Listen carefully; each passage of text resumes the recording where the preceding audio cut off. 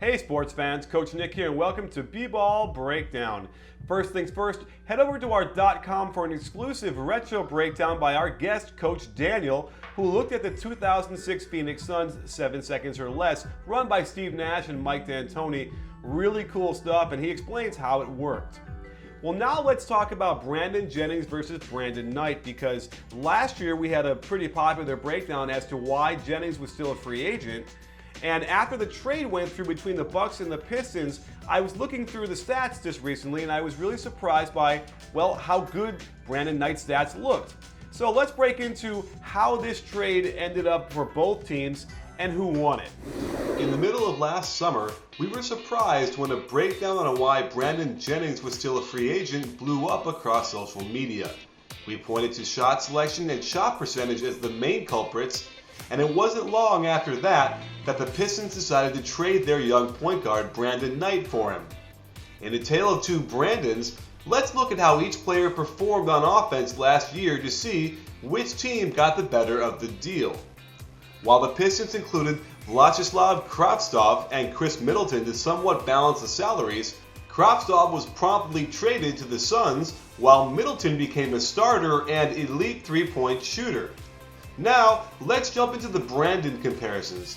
Looking at their basic stats, there are only a couple of categories where Knight trails Jennings.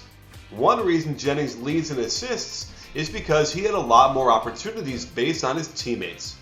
If you make a ratio of assist opportunities to assists, you see their production is actually very close.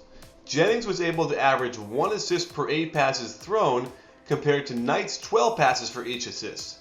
But again, this is about the difference between Monroe, Smith, and Drummond versus John Henson, Zaza Pachulia, and Giannis. Neither player shot well from three-point land, but it's staggering that Jennings averaged almost 6 three-point attempts per game with such a low percentage. With Knight, his three-point attempts to field goal attempt ratio indicated he was able to limit his bricklaying damage to acceptable levels.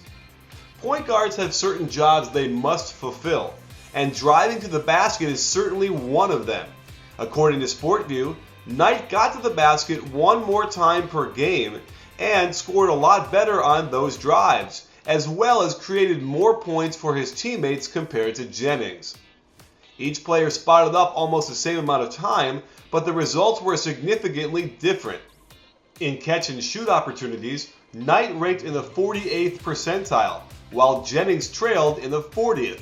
Knight shot better in effective field goal percentage and ranked higher in catch and shoot efficiency.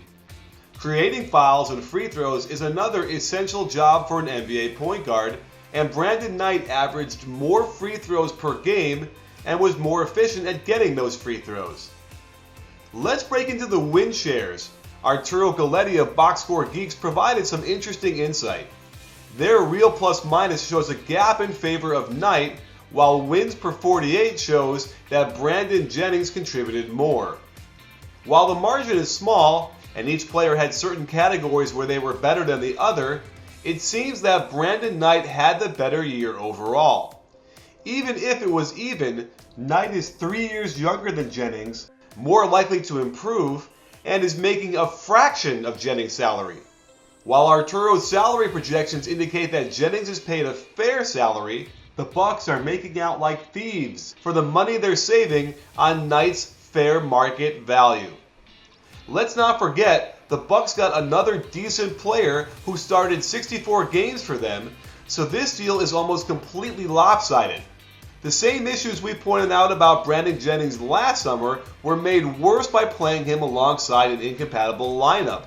While Brandon Knight will have an improved Greek freak, a potential great big man in Larry Sanders, and number 2 overall pick and savior Jabari Parker to pass to.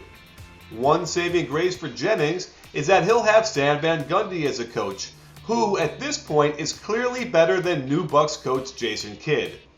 This should be an interesting season for both of these players, but it's clear that as of now, Bucks GM John Hammond fleeced Jeff Bauer on this deal, and the Bucks are in a position to make people fear the deer once again.